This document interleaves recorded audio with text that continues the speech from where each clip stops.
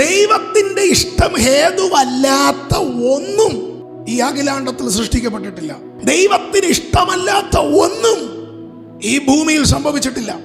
എന്തെങ്കിലും സൃഷ്ടിക്കപ്പെടുന്നുണ്ടെങ്കിൽ, എന്തെങ്കിലും സംഭവിച്ചിട്ടുണ്ടെങ്കിൽ അതിൻ്റെ എല്ലാം പിന്നിൽ ദൈവത്തിന് ഇഷ്ടമുണ്ട്. ദൈവത്താലല്ലാതെ, ദൈവത്തിന്റെ ഇഷ്ടത്താലല്ലാതെ ഒന്നും സംഭവിച്ചിട്ടില്ല. അപ്പൊ എവിടെയാ പ്രശ്നം പറ്റിയേ?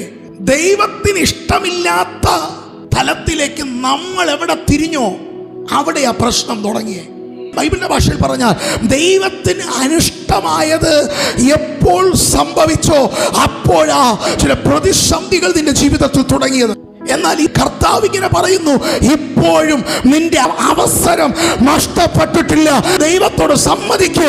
ദൈവമേ, നിന്റെ ഇഷ്ടം നോക്കാതെ നിനക്കനിഷ്ടമായത് ഞാൻ ചെയ്തു പോയി, എന്നെ നിന്റെ ഇഷ്ടത്തിലേക്ക് കൊണ്ടുവരണം, നിന്റെ ഇഷ്ടത്തിനനുസരിച്ച് എൻ്റെ ജീവിതത്തെ നയിക്കണം, എൻ്റെ ലൈഫിനെ നയിക്കണം എന്ന് പറയാൻ നീ തയ്യാറായാൽ, ആത്മാ പറയുന്നു, അവൻ സൃഷ്ടിതാവായത് കൊണ്ട് ദൈവത്തിന്റെ ഇഷ്ടത്തിന് അനുയോജ്യമായി അവൻ നിന്നെ ഒരു കുശവൻ കേടായ ഒരു പാത്രത്തെ പൊളിച്ച് വീണ്ടും മാനവറ്റമായി പണിയുന്നത് പോലെ അവൻ അപ്പന്റെ ഇഷ്ടത്തിന്, അവൻ സൃഷ്ടിതാവിന്റെ ഇഷ്ടത്തിന് നിന്നെ വീണ്ടും അവൻ പണിയാൻ പോകുന്നു.